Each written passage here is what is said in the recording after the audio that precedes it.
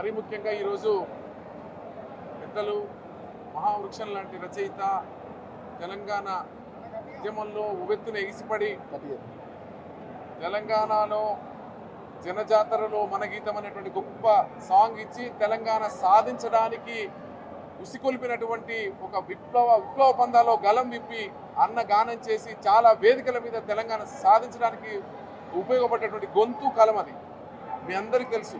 జనజాతరలో మన గీతం జేకేతనమయ్య గరాలి, జనజాతరలో మన గీతం జేకేతనమయ్య గరాలి, జంజామారిత జన నినాదమై జేగంటలు మ్రోగించాలి, ఒకటే జననం ఓహో ఒకటే మరణం ఆహాహా, జీవితమంతా ఓహో జనమే మననం ఆహాహా, కష్ట నష్టాలెన్నెదురైన కార్యదీక్షతో తెలంగాణ జై బోలో తెలంగాణ గలగచ్చనలా జడివానా, జై బోలో తెలంగాణ నిలువెల్లగా యాడవీనా.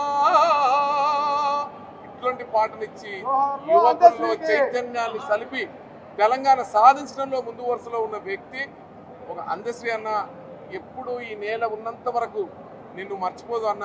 ఎందుకంటే మరీ ముఖ్యంగా నువ్వు మా 20 సంవత్సరాల క్రితమే మాయమైపోతున్నాడమ్మా మనిషి అన్నవాడని మనిషి విలువల గురించి మాయమైపోతున్నాడమ్మా మనిషి అన్నవాడు, మాయమైపోతున్నాడమ్మో మనిషి అన్నవాడు, ఓ మత్సుకైనా లేడు చూడు మనవత్వం ఉన్నవాడు, కూటికో నోటికో ఒక్కడే ఒక్కడు ఈ ఆడవున్నడ కాని కంటికే కనరాడు, మాయమైపోతున్నాడమ్మో మనిషి అన్నవాడు, ఓ మత్సుకైనా లేడు చూడు.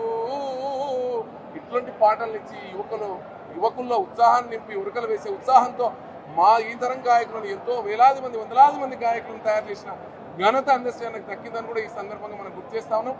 ఏది ఏమైనప్పటికీ అందశ్రీ అన్న ఇంకా ముందు తరాల్లో 100 సంవత్సరాలు నేల గుర్తుంచుకునే మాదిరిగా రాష్ట్ర ప్రభుత్వం గుర్తించాలని మనస్ఫూర్తిగా మంత్రి గారిని కోరుకుంటూ రాబోయే రోజుల్లో అవార్డ్స్లలో కానీ రాబోయే రోజుల్లో అన్నకు ఏదైనా గొప్ప గొప్ప పేర్లు పెట్టి కూడా ఇంకా వచ్చే తరాలకు 100 సంవత్సరాలు భావి తరాలకు అన్న మహాకవి ఒకానొక కాలంలో ఉన్నాడు అని తెలియజేసే మాదిరిగా రాష్ట్ర ప్రభుత్వం గుర్తించాలని మనస్ఫూర్తిగా కోరుకుంటున్నాను. జోహార్ అందశ్రీ, జోహార్ అందశ్రీ.